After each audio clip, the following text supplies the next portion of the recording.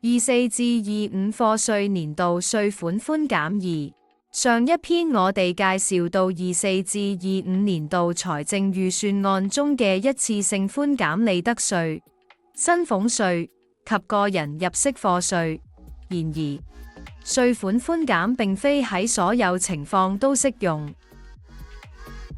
寬減措施嘅特殊情況有：一、物業稅並唔適用。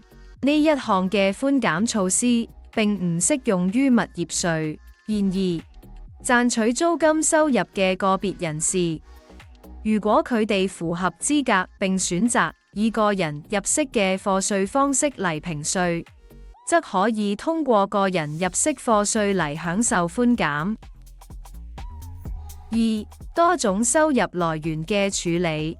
如果納稅人同時需要繳納薪俸稅同利得稅，咁兩者嘅稅款都可以享受寬減。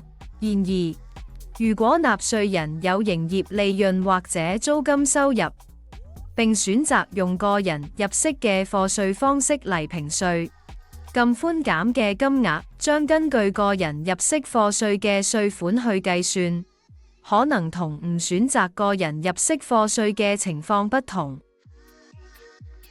如果你有更多稅務資訊想了解，歡迎透過以下方式聯絡展群志奇。